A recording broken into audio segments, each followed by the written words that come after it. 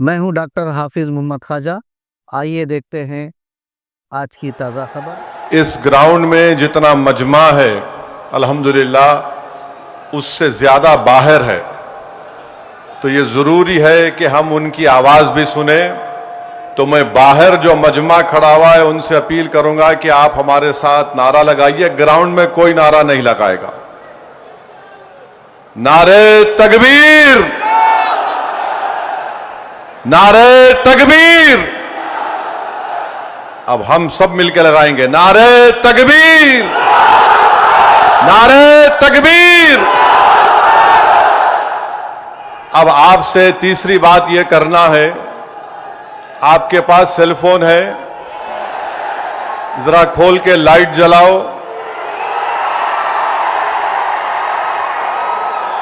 ताकि हमारे बीजेपी वालों की दिमाग की बत्ती जले। लाइट खोलो ताकि हम इस वक्त कानून के खिलाफ पूरे मुल्क को पैगाम दे सके। हमारे खवातीन भी फोन की लाइट खोल सकते आप। जरा मीडिया वाले दिखाओ।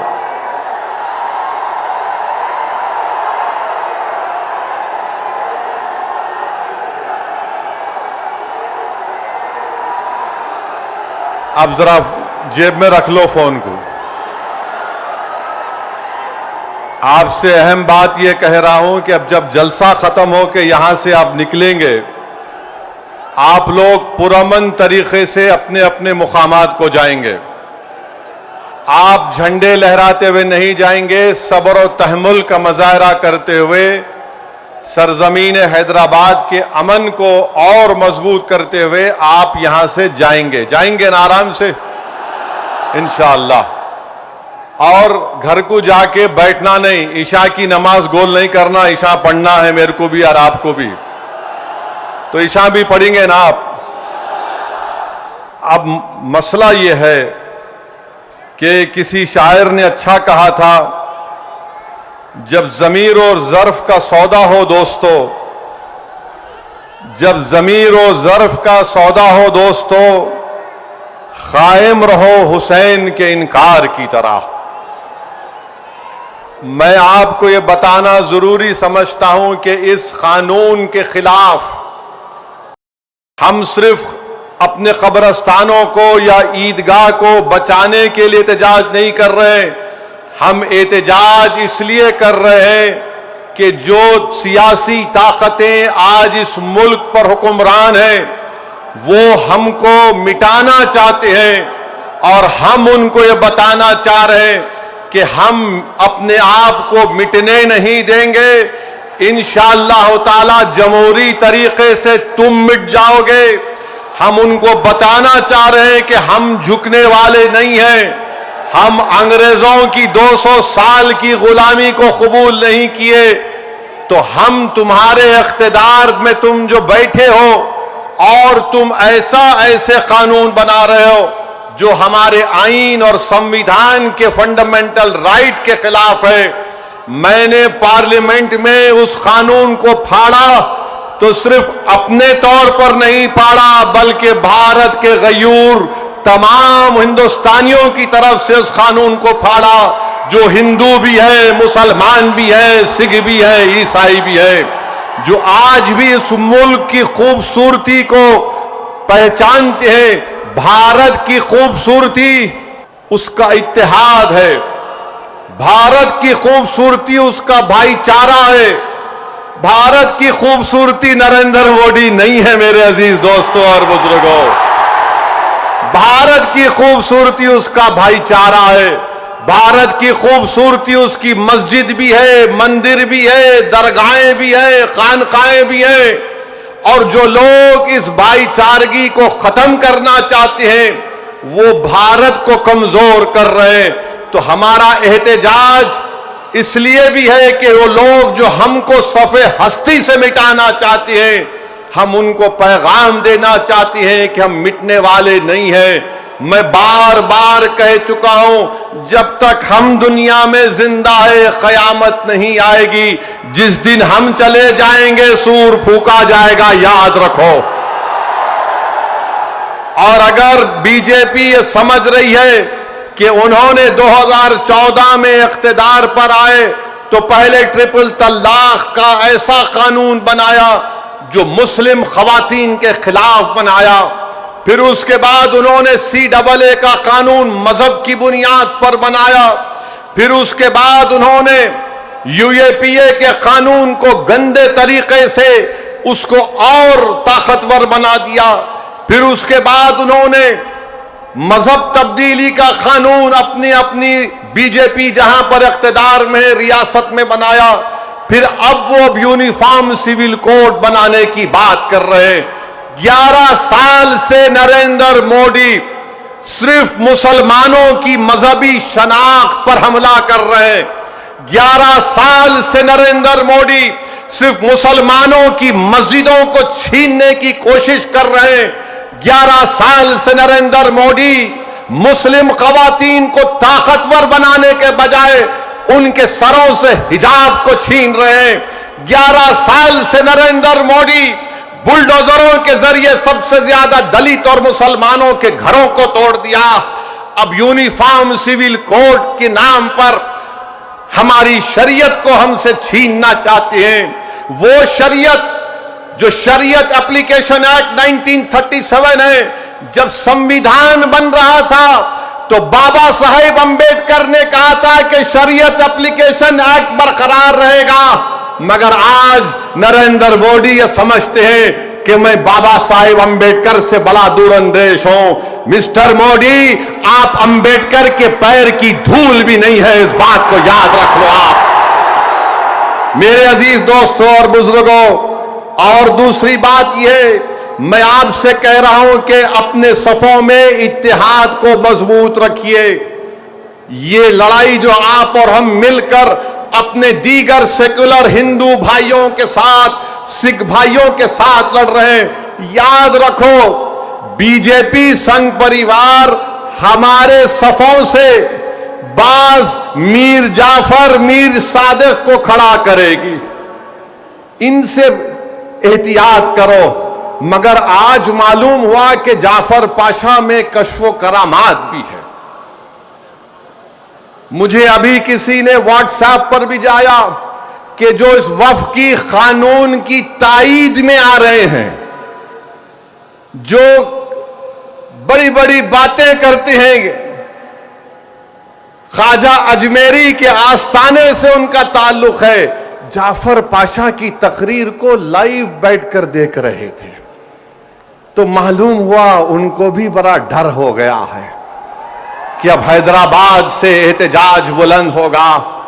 अरे जो तुम ख्वाजा अजमेरी के आस्थाने के जिम्मेदार हो ना, मैं पार्लियामेंट में इंशाअल्लाह ताला ख्वाजा एक्ट के तरमीम का एक बिल लाऊंगा और प्राइवेट मेंबर्स बिल लाकर कहूंगा कि तुम नहीं बनोगे, उसमें पसमानदा को किसी को बनाना पड़ेगा।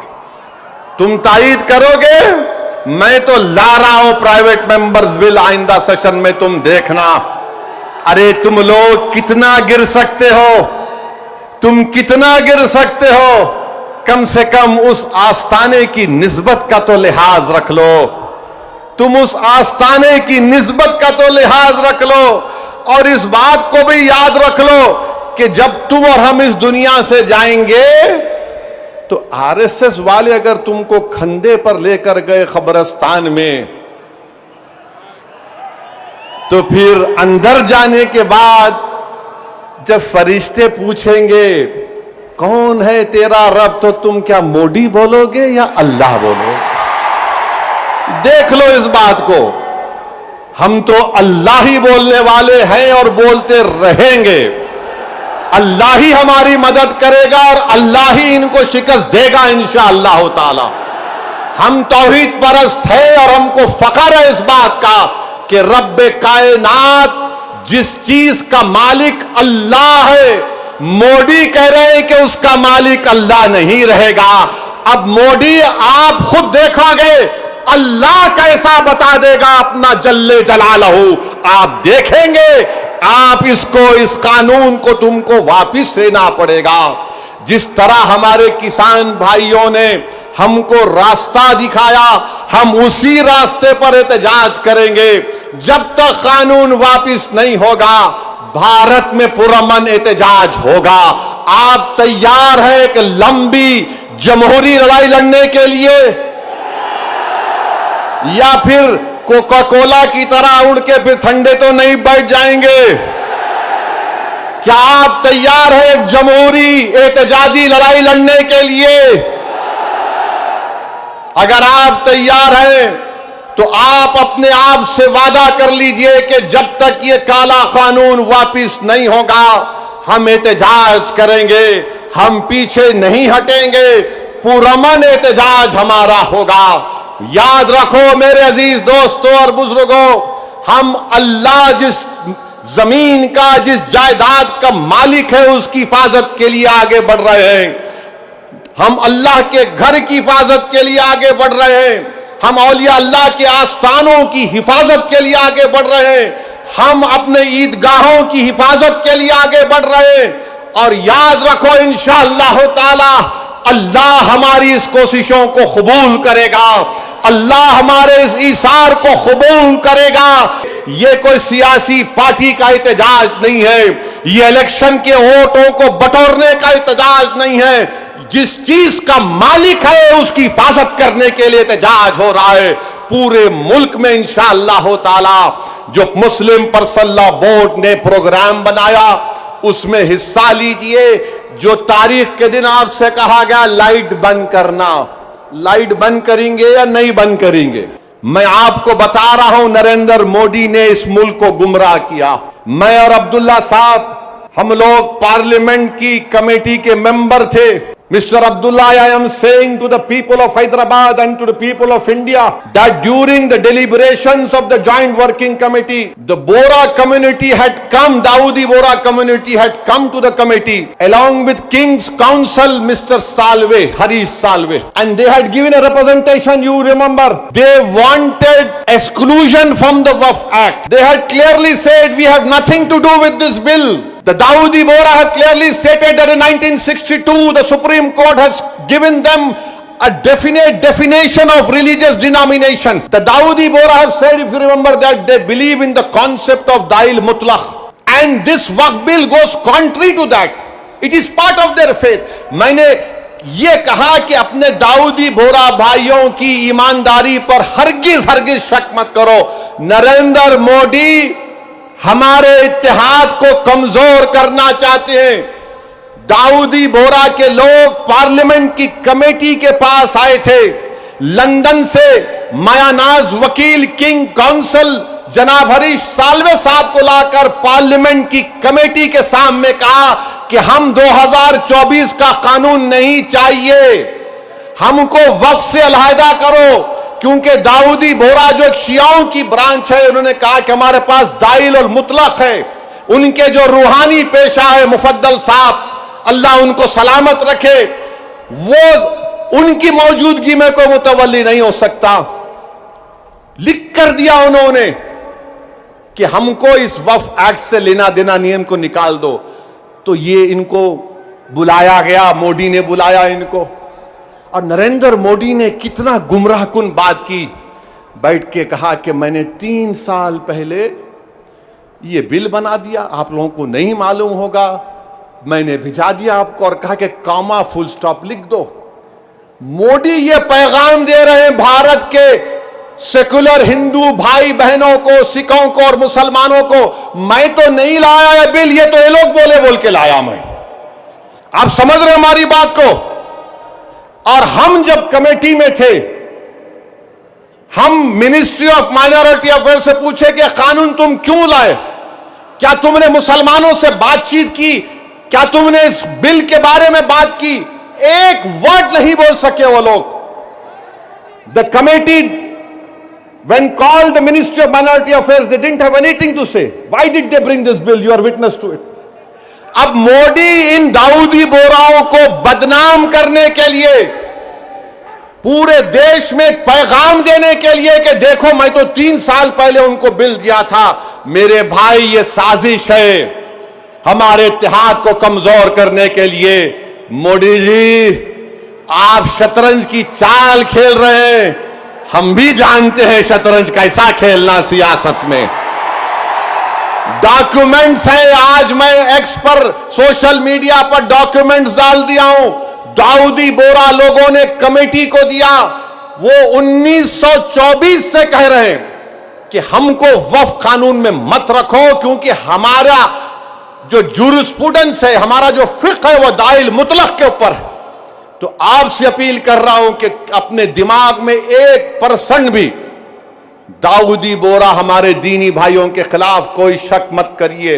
वो तो नहीं चाह रहे थे, इनको तो पप्पा जी बुला के बोल दिए आपको वजह से करा मैं।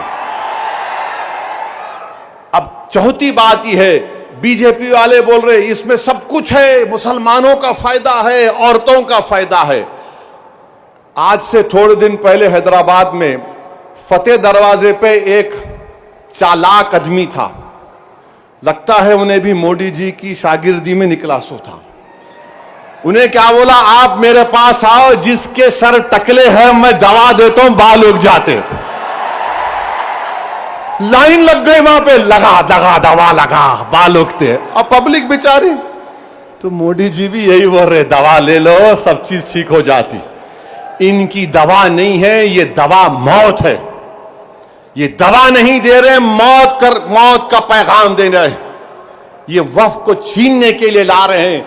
आप सोचिए, दाऊदी बोरा लोगों ने सेक्शन 2 लिख कर दिया, तो मोदी ने क्या किया, दाऊदी बोरा का नाम लेके सेक्शन 2 बना के उस भारत के दौलतमंद आदमी जिसने हमारे खोजा भाई, ये भी शियाओं का एक ब्रांच है, खोजा ट्रस्ट से खरीद कर 21 करोड़ में अपना आलीशान महल बना लिया।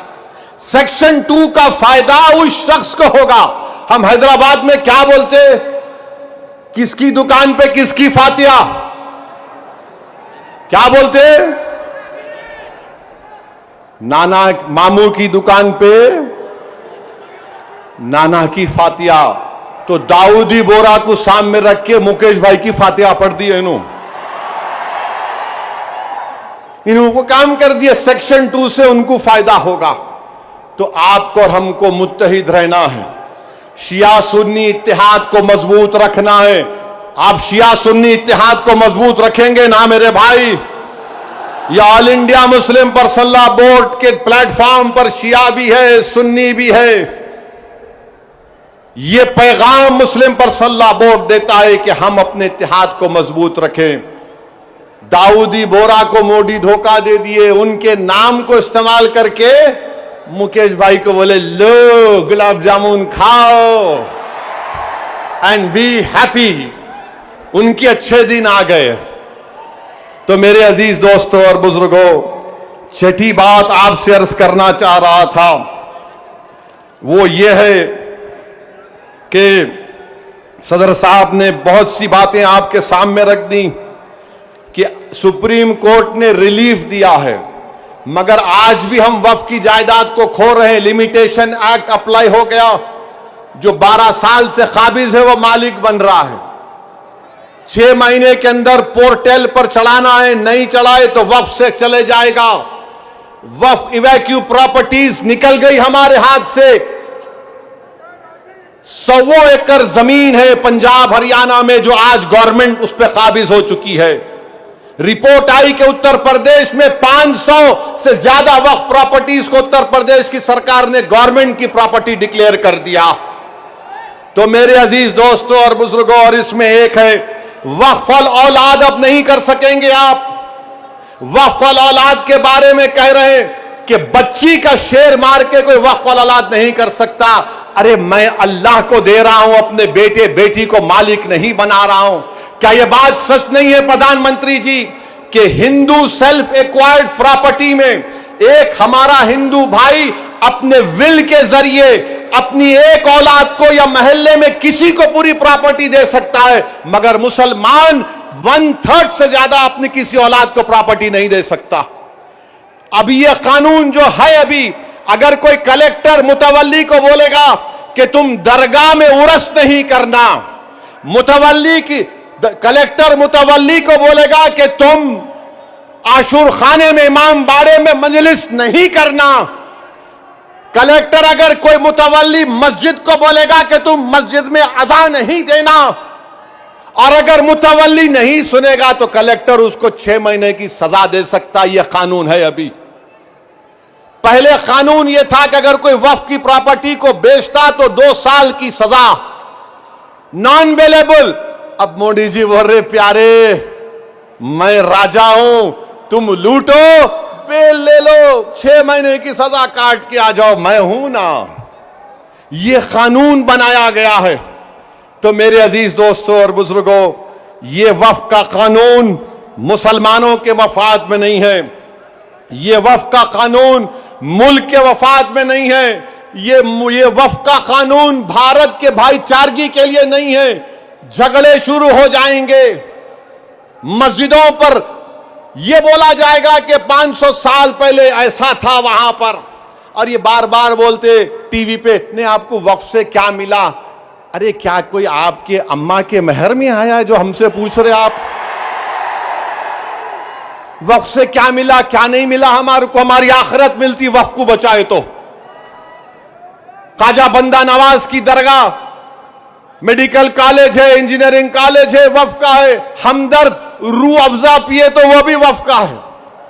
कलेजे को ठंडक पहुंचती, तुम लोग पियो जरा रूह अफ़ज़ा। अब रूह अफ़ज़ा के खिलाफ उन्होंने जिहाद कर रहे जो नाक से ऐसा सूंघ के दूसरे नाक नकपुड़ी से निकालने का दर्ज देते। कहां जाएगा ये मुल्क। हद तो यह हो गई मेरे अजीज दोस्तों और बुजुर्गों कि अब कोई ये कह रहा है कि चीफ जस्टिस के फैसले के बाद इस देश में मजहबी जंग शुरू हो जाएगी। नरेंद्र मोदी जी, आप इख्तिदार पर हैं, आपकी पार्टी के लोग इस तरह की बात करेंगे।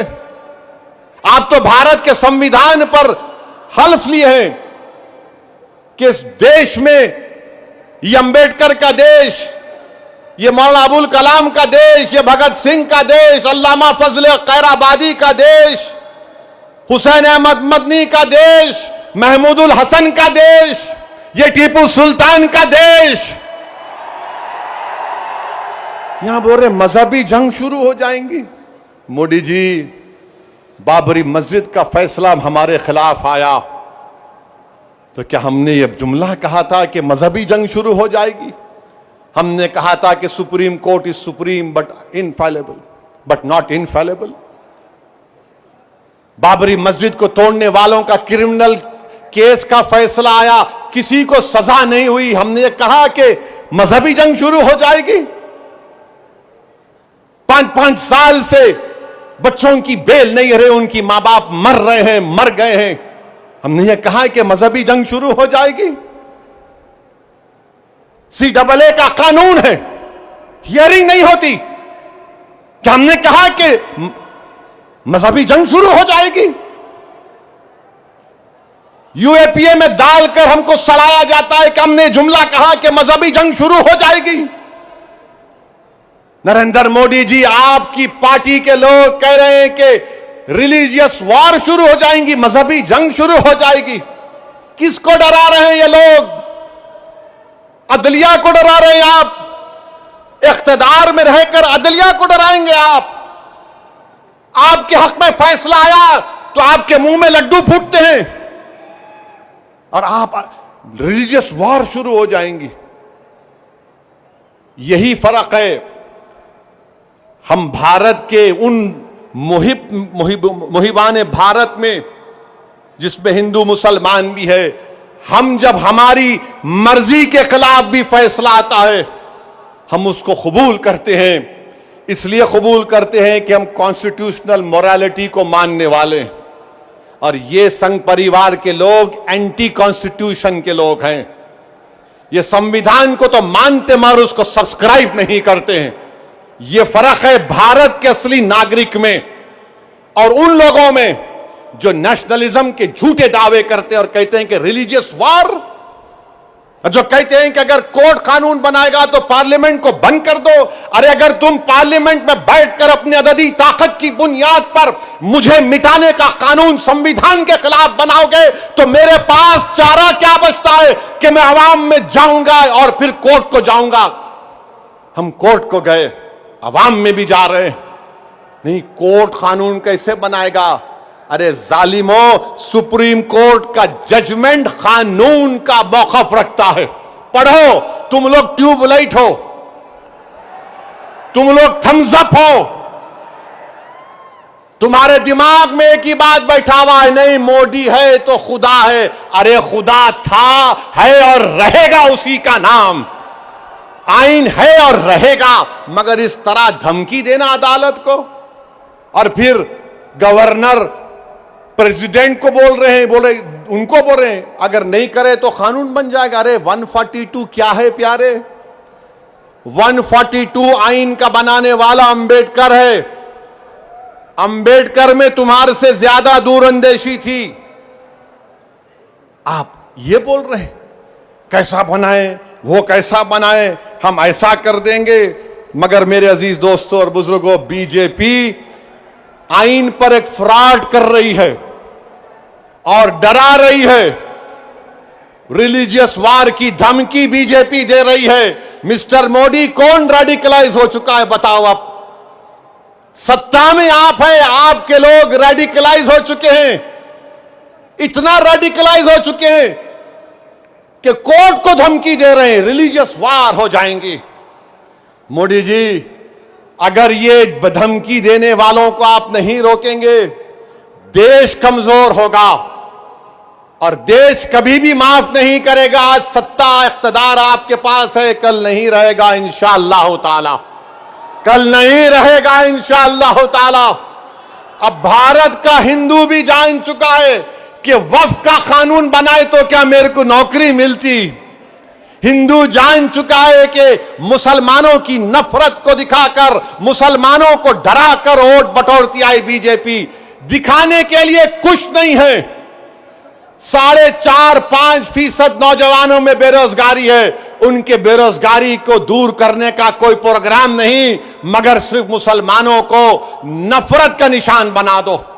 तो मैं हमारे हिंदू भाइयों से भी अपील कर रहा हूं, जो आपके एंडोमेंट बोर्ड के लिए अच्छा है वो हमारे लिए भी अच्छा होना चाहिए। जो सिख गुरुद्वारा प्रबंधक कमेटी के लिए अच्छा है वो हमारे लिए भी अच्छा होना चाहिए। हमारा मुतालबा सिर्फ यही है कि हम अपनी वक्फ की जायदादों की हिफाजत कर सकें। और ये लोग बोलते नहीं, वो उन्होंने ऐसा कर रहे, आजकल मुझ पर भी उंगली उठा रहे। मेरे भाई, मेरी उम्र दरियाफ्ती की नहीं है अब। और तुम याद रखो, तुम जो कुछ बोल रहे ना, मैं सियासतदान भी हूं और आधा वकील भी हूं। तो तुम्हारा वीडियो है मेरे पास, तुमको हैदराबाद आना पड़ेगा प्यारे। तुमको शॉपिंग कराएंगे। You want to see shopping, will show you shopping. जो बोले जा रहे। अगर हम अपनी जबान से बोलना शुरू करें ना, तो तुम्हारा लुत्फा कहां से आए बोल सकता हूं मैं। याद रखो, माफ करना, उलमाए कराम की मौजूदगी में बोल रहा हूं। वक्फ की कानून की मुखालिफत किस बुनियाद पर की जा रही है आप देखो। ये हो जाएगा, वो हो जाएगा, कुछ नहीं होगा, सिर्फ जायदादों को लूटने के लिए किया जा रहा है। तो इंशाअल्लाह ताला जो पर्सनल लॉ बोर्ड का एहतजाज पूरे तेलंगाना में होगा, मुल्क में होगा, अब तालकटोरा स्टेडियम में भी 22 को होगा। मैं हमारे तमाम से अपील कर रहा हूं, इसको कामयाब करिए। आपसे भी अपील कर रहा हूं कि हमको एक लंबी लड़ाई लड़ना है जमहूरियत में। कानूनी लड़ाई लड़ रहे हमारे वकील, अल्लाह हमारे वकला को सलामत रखे, अल्लाह उनको और हिम्मत दे, और अल्लाह हमको हिम्मत दे, अल्लाह हमारे ईमान को सलामत रखे। याद रखो मुसलमानों, बगैर ईमान के हम एक जिंदा लाश की तरह हैं। बगैर मस्जिदों के हम कुछ नहीं हैं। बगैर जायदादों के जिसका मालिक अल्लाह अगर कोई और कब्जा कर लेगा तो हम क्या जवाब देंगे रब्बे कायनात के सामने। थोड़ी तकलीफ उठाना पड़ेगा। आज मगरिब की नमाज पढ़ते वक्त इस चादर के नीचे कंकर हमारे घुटनों को चुबा रहे थे, और हम उम्मीद कर रहे थे कि इमाम साहब जल्दी नमाज खत्म कर लेंगे। आधे मिनट के लिए सोचो कि 50,000 फलस्तीनी शहीद हो गए मेरे भाई, 11 लाख बेघर हो गए, 15,000 बच्चे मारे गए, 18-17 के करीब खवातीन शहीद हो गई हैं। मगर उनका जज्बा देखो, वो कह रहे हैं कि हम मरने को तैयार हैं मगर अपने ईमान का सौदा करने के लिए तैयार नहीं। तो भारत के लोगों, तुमको मजलूमों से आवाज आ रही है कि हक की कामयाबी के लिए, बातिल को शिकस्त देने के लिए हम 75 साल से अपनी नस्लों को कुर्बान कर दिए। तुमने और हमने नजारे देखे कि एक मां कह रही है अपने बेटे के कफन के सामने, कह रही है कि या रसूल अल्लाह सल्लल्लाहु अलैहि वसल्लम, मैं अपने बेटे को आपके पास रवाना कर रही हूं। हम एक बाप को सुन रहे हैं बोलते हुए अपने बेटे के लाश के सामने कि या रसूल अल्लाह सल्लल्लाहु अलैहि वसल्लम, जो दुनिया खामोश बैठी हुई है, आप उनकी शिफा नहीं करेंगे अचर के मैदान में। मेरे अजीज दोस्तों और बुजुर्गों, हमको सिर्फ पुरअमन एहतजाज करना है ताकि हम आने वाली नस्लों को बता सकें कि 2025 में ऐसे भी नौजवान और बुजुर्ग और खवातीन थे जिन्होंने वक्त के फिरौन के सामने झुकने की तो बात तो छोड़ो, उन्होंने उसकी तकालीफ पर उफ भी नहीं कहा। हम जमहूरी तरीके से लड़ेंगे। हमारे किसान भाइयों ने हमको रास्ता बताया, कानून को वापस लेना पड़ेगा। जैसा कि मुस्लिम पर्सनल लॉ बोर्ड का नारा है, देश बचाओ, संविधान बचाओ, वक्त बचाओ। तो नारा लगाओ, संविधान बचाओ, वक्त बचाओ, संविधान बचाओ, वक्त बचाओ। आप साथ है ना हमारे इंशाअल्लाह ताला। याद रखो, तुम साथ भी नहीं है तो हम हुसैन का परचम लेकर करबला में उतर जाएंगे, क्योंकि अगर तुम साथ होगे तो यजीद को मालूम हो जाएगा कि ये हुसैन के गुलाम हैं, ये ताकत को देखकर झुकने वाले नहीं हैं। तो मेरे अजीज दोस्तों और बुजुर्गों, पुरअमन तरीके से अपने अपने घर को रवाना होइए, झंडे मत लहराइए। अब नारे लगाने का यहां पे वक्त खत्म हो चुका है। पुरअमन तरीके से अपने घरों को जाइए।